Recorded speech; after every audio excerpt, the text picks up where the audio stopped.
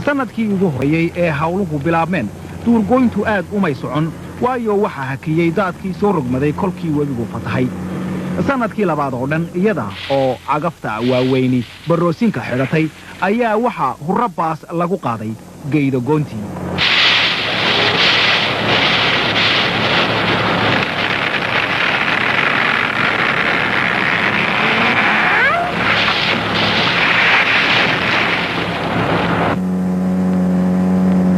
sanadkii labaad dabayaaqadiisii warshadii way weynaatay qalabkii warshadda intiisa badanna waa la rakibay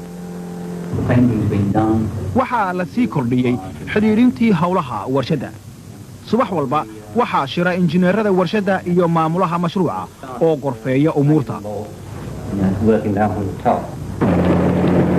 kolkii hawsha warshaddu ay dhammaatay badankeedii ayaa waxaa la kordhiyey hawlihii kale ee daaraha waxaa laga soo kabanayay baa la yidhi markaasi wakhtigii ku lumay daadkii webiguu soo rogay waxaa mar kale suuragal ay u ekaatay in sonkor la soo saaro 1980 sidii hore loogu talagalay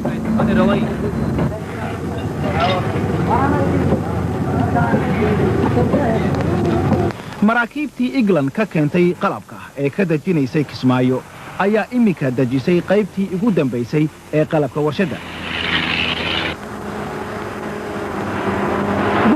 ayaa baabuurta xamuulka ka furta furdadu waxa ay beegsadaan burcuudda xeebta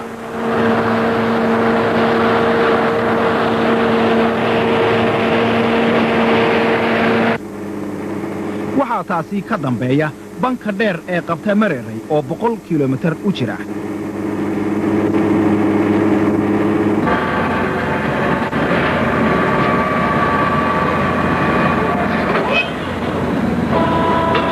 rakibaadka qalabka warshadda ee culus oo u baahan dawrid ayaa ahaa arrin dhib badan dheeldheel ma galaan oo sahal ma aha sida loo dhigayo biraha culayskoodu yahay 16 tan oo waa khatar haddii ay siibtaan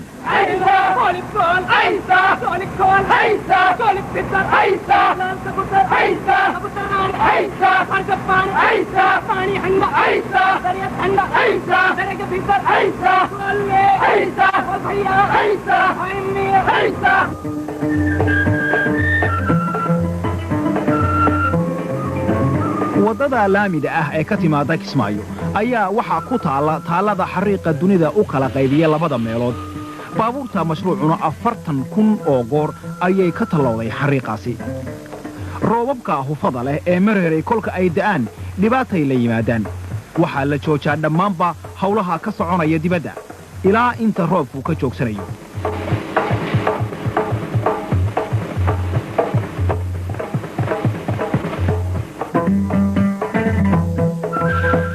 kolka roobku qaado ayaa waxaa la tiriyaa gaadiidka ku xayirma dhiidhida dhibaatooyinka had iyo jeer taagan kolka roobku da'o waxaa ka mid ahaa saacadaha ku luma inta gawaadhida dhiidhida laga saarayo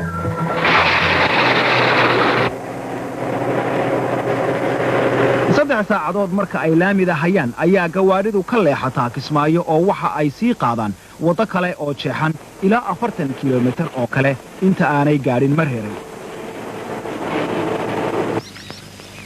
mashruucu wuxuu u ekaaday magaalo yar waxaa lagu jiraa 200 oo aqal waxaa jira dukaamo iyo cusbatar yar waxaa abuurantay beel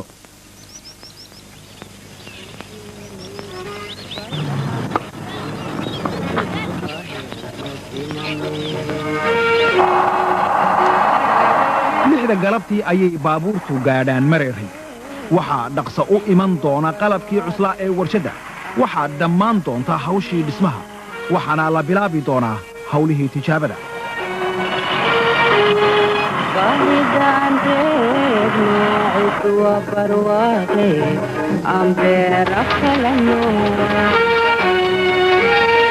sanadkii labaad dabayaaqadiisii qasabadaha biyuhu waxa ay waraabiyaan ilaa 2,000 oo qoodi oo qasaba oo baxaya waxaana beeran ilaa 4 dalool mashruucii waxa uu ku soo noqday qorshihii iyo xilligii loogu talagalay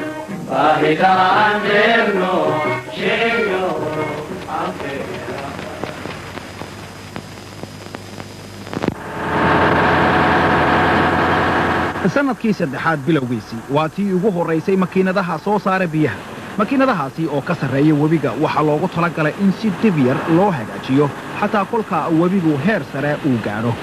inta u dhaxaysa makiinado labalaba ah ayaa ku rakiban waxaana loogu talagalay in ay biyaha u soo qaadaan farta mashruuca waxaa ku dadban irido gacanta lagu xidhi karo amaba lagu furi karo hadba sida la doonayo makiinado kale ayaa dabeeto biyaha ka soo dhura farta oo gaadhsiiyo beeraha mashruuca oo dhan markii ugu horraysay ayaa waxaa inoo muuqda xaddiga weyn ee mashruucu inta uu leegyahay intaasi waa 2 beerood oo keliya 8 meelood kolka mashruuca laga dhigo ee loo qaybiyo waxa weeye uun meel keliya 3 bilood ka hor dhulka aad aragtaan wuxuu ahaa kayn jiqa iminkana waxaa intaa badan ku beeran aala sonkor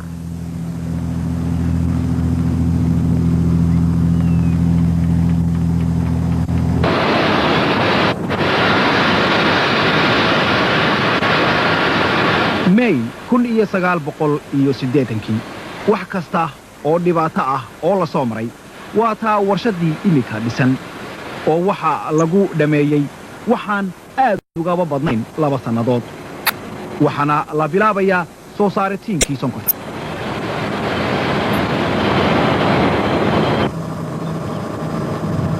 kolka mashruucu dhammaado waxaa la filayaa in warshaddu ay sifayso oo ay soo saarto 3,400 oo tan oo sonkora maalintiiba kolka la gaaro wax soo saaritiinka buuxa ee warshaddana waxaa la filayaa in ay soo saarto 70,000 oo tan oo sonkorta cada sanadkiiba warshadda waxaa rasmi ahaan u furay xogayaha guud ee xisbiga hantiwadaagga kacaanka Soomaaliyeed madaxweynaha jamhuuriyadda dimuqraadiga ee Soomaaliya Jaale Maxamed Siyaad Barre oo aad u xiiseeyay inuu arko go'aanka ugu horeeya ee mashruucaasi oo ka mid ahaa maalgelintii ugu weyneed ee dalka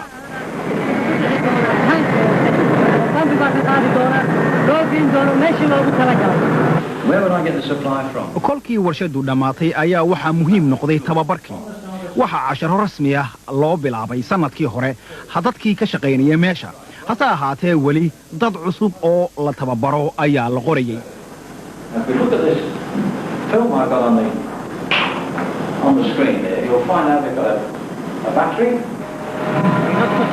intii dadka cusub la qorayay ayaa waxa barbar socday tababarada shaqada gudaheeda oo la tijaabinayay miro fiican ayaa soo baxay oo ay yeelatay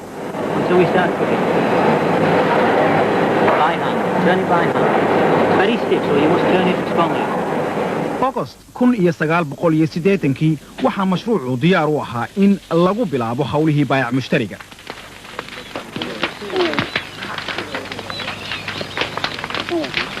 qasabka la goynayo waxa marka hore la gubaa galabnimada marka